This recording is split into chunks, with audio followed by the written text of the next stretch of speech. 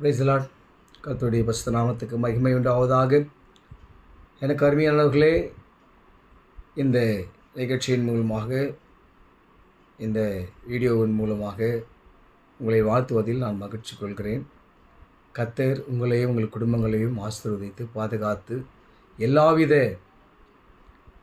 நன்மைக்கு ஏதுவான ஈவுகளை கொடுத்து ஆரோக்கியத்தை கொடுத்து உங்கள் வாழ்க்கையை ஆசீர்வதித்து அருள் புரிவாராக. இன்றைய நாளுக்கான வேத வாக்கியம் யாத்திராகமம் 33ஆம் அதிகாரம் 17ஆம் வசனத்தை நாம் இன்றைய பொழுதிலே தியானிக்கலாம். இதில் அழகாக ஆண்டவர் ஒரு வாக்குத்தத்தத்தை கொடுக்கிறார். அப்பொழுது கர்த்தர் மோசேவை நோக்கி, நீ சொன்ன இந்த வார்த்தையின்படியே செய்வேன், என் கண்களில் உனக்கு கிருபை கிடைத்தது, உன்னை பேர் சொல்லி அழைத்து அறிந்திருக்கிறேன் என்றார். அழகாக சொல்கிறார் ஆண்டவர். நான் மோசே கேட்குறாரு, இந்த மாதிரி செய்யுங்க, இஸ்ரேல் மக்கள் வந்து இப்படி இருக்கிறாங்க, இதனால் கஷ்டப்படுறாங்க.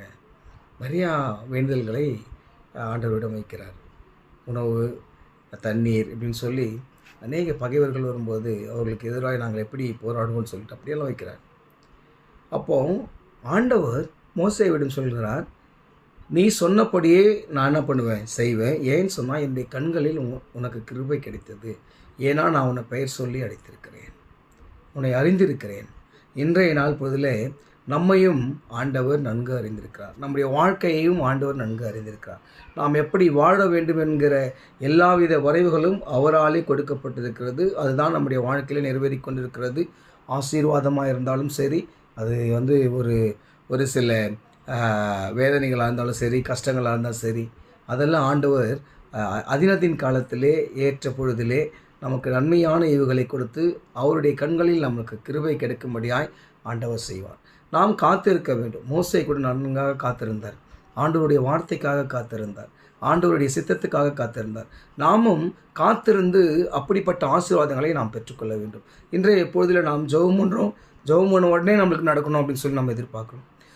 ஆண்டவரே, நான் இந்த மாதிரி 3 முறை ஜெபம் பண்ணிட்டேன், உபவாசம் இருந்து ஜெபம் பண்ணிட்டேன், ஏன் எனக்கு இது ஒன்றும் கைகூடி வரல அப்படின்னு சொல்லிட்டு ஒரு அவ்விசுவாசத்துக்குள்ளாக பிரவேசிக்கிறவர்களாக நாம் இருக்கிறோம்.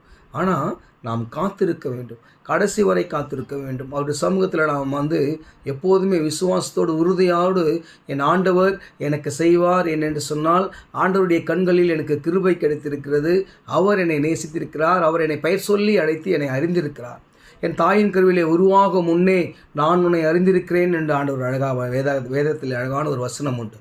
எனக்கு அருமையானவர்களே, இன்றைய நாள் ஆண்டவர் நம்மை அழைத்திருக்கிறார்.